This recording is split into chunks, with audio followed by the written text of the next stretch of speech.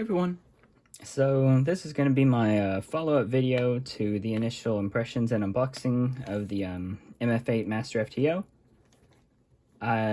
This video is a little later than I was originally planning by quite a fair amount, but college had to get through finals, so I was kind of busy. And then I was going to do it a couple days ago, but life happens, unexpected stuff came up. But here we are, so sorry about the delay, but let's get into it. This time, hopefully, this will be a little bit more structured a video because I kind of wrote out some notes for some like follow-up thoughts and stuff like that. So let's talk about it. There are, let's see, yeah, 6 points I'll talk about, with the sixth one being a conclusion. So really 5 points and then the conclusion and stuff. So let's get into it because I hope this isn't going to be too long of a video. So yeah, let's get started. So the first thing is, tensioning this thing is an absolutely horrible experience. And let me tell you why. So, some of the centers are, as you would expect from any kind of like twisty puzzle. They're in there pretty good, so I'm going to leave it actually. But 4 of them are connected to the core. And then 4 of them are floating centers that are like the corners of a cube. And we'll talk more about the mechanism here in a second. But what that means is you can tension the 4 that are connected to the core very easily, just like any normal like speed cube, like you would expect. You just pop the center caps off, there's a screw, and you can adjust it. And that's great. However, for the other 4 that are floating around inside the mechanism, like the corners of a cube, instead of being able to pop the center caps for those sides off, you have to completely disassemble the puzzle, which means, oh gosh, it's a horrendous process to re-put it back together. And so let's talk about that. Well, okay, no, I'll get to why that sucks in a minute. But basically, to tension the whole thing, you have to take apart the entire cube and then reassemble it. And if your tensions suck, then that means you have to take apart the whole cube, readjust your tensions, and then re-put it back together. And reassembling is so annoying. So let's talk about this. I guess real quick, I will also note that I've not been able to tension this thing well. It's just super hard to find good tensions, and it's frustrating. So I've kind of found a compromise here, but it still pops. So ever since I first disassembled the cube, mine has lost a fair amount of stability, and so it pops a lot if I'm not really careful with it, which is pretty unfortunate. Of course, that's likely a lot due to the tensions, because I'm trying to get it as loose as possible for speed solving purposes. But now, let me talk about point number 3, which I'm doing out of order because it kind of makes more sense this way now I think about it. But the actual reassembly of this thing, it's incredibly annoying. I could not reassemble this without using tape. So I would build like blocks of pieces. I think what I was doing was setting up for the center triangles that build the edges here, and then filling in around a corner. And then I would tape it up and move to the next one and build a bottom side and then build up from there.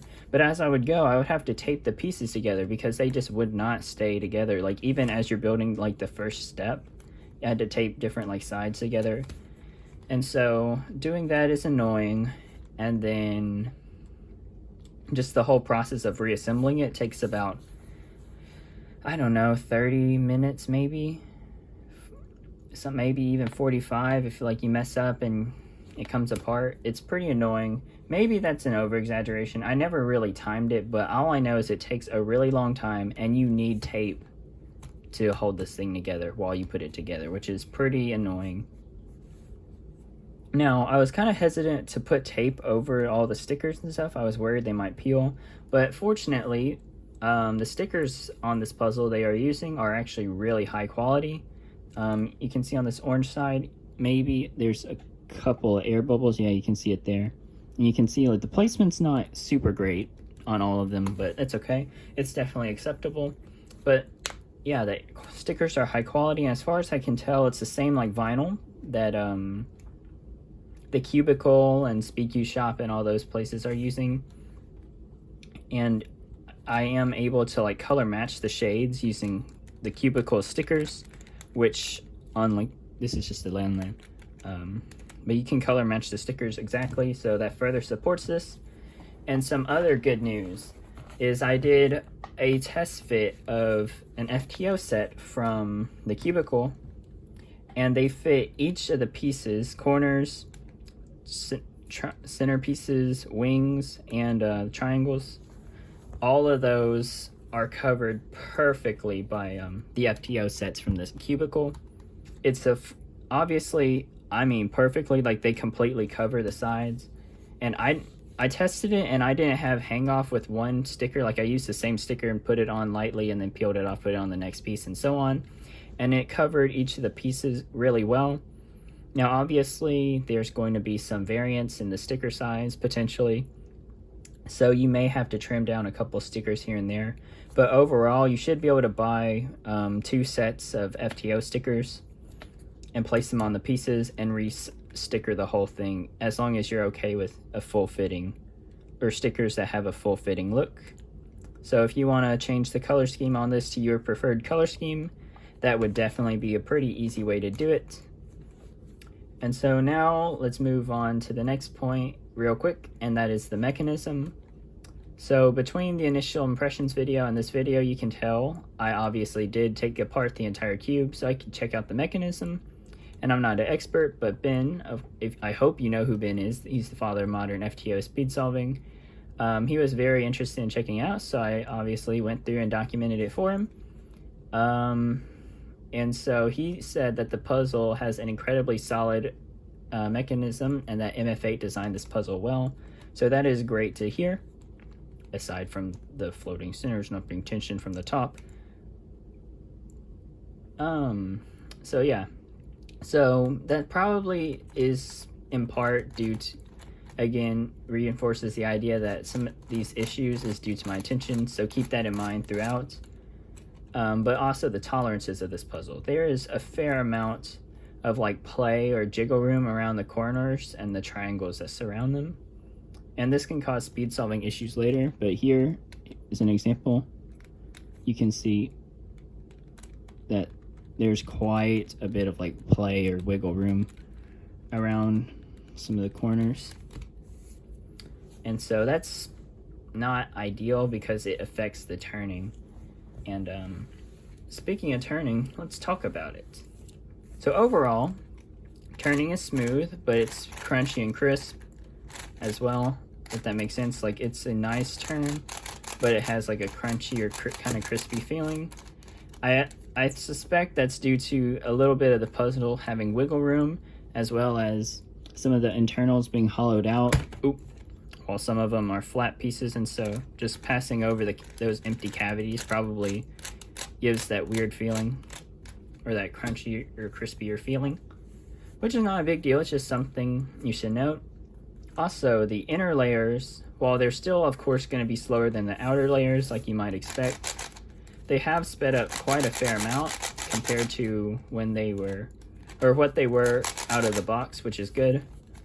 It's not nearly as sluggish on the inner layers, so that's nice. The inner layers do seem to be breaking in, and I've barely done just a few solves on it.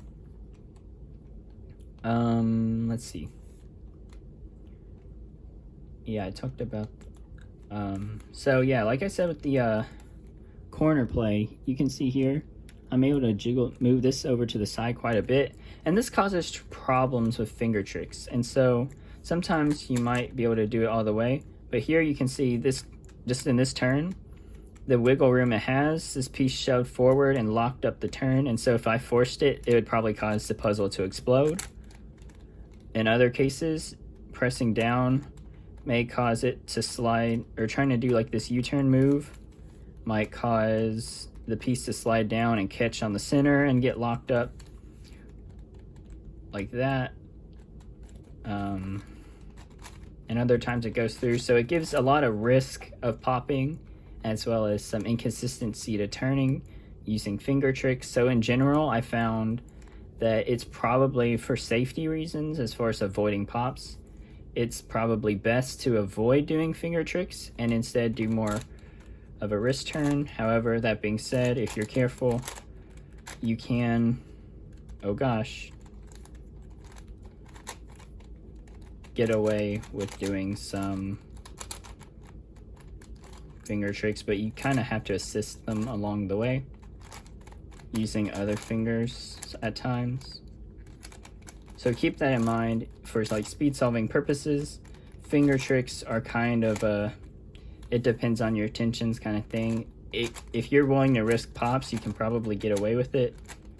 But if you don't want to take any chances with causing this thing to explode, if you're using looser tensions, for example, I would try to focus more on doing a lot more wrist turns and basic turn styles compared to what you might do on a standard Lamlan, or I guess now the new FTOs. So yeah, keep that in mind, that for turning you'll probably want to use wrist turns and maybe very basic finger tricks. I think like Ido U moves are probably better because you can kind of force it through all the way to the turn, help reduce the chances of pops. So now let's talk about something that a lot of people might be interested in, probably based on the audience that will likely be watching this, and that is speed solving viability. So obviously, with this being the first like mass-produced master FTO, people who like speed solving the FTO are probably interested in expanding to larger puzzles. And so let's talk about it. Because of how difficult this thing has been to tension and the extra like flexibility these things have, this thing can be quite difficult to get set up and turn well, because usually you're going to have to sacrifice stability or ease of turning. Like, I would recommend using tighter tensions and wrist turns for this thing if you don't want to deal with popping, because like I've mentioned many times now, this thing, if you don't have it on really solid tensions, will pop a lot, which is in quite a bit of contrast compared to my initial impressions. Like in the original video, I remember using the stock tensions. I thought it felt pretty solid and wouldn't likely pop. But in my experience, I've had this thing explode, oh gosh, maybe 12 times, had to reassemble it partially, and then I've had to completely reassemble it like 5 or 6 times. So that was incredibly frustrating. And again, this is likely due in part due to my tensions, but even still, it's quite frustrating, and it should not have been designed in such a way that you have to take it completely apart to tension all of it. That was a pretty big design flaw in my opinion.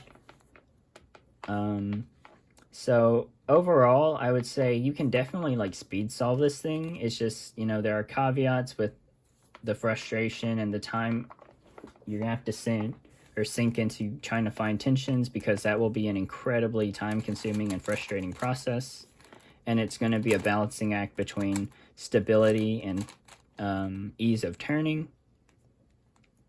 And so yeah, the hardware is definitely nice, it's just there's so much room for improvement still. And so this is going to impose a hardware limit, I think, on, or the hardware is gonna put a speed limit arbitrarily on how fast you can solve this thing.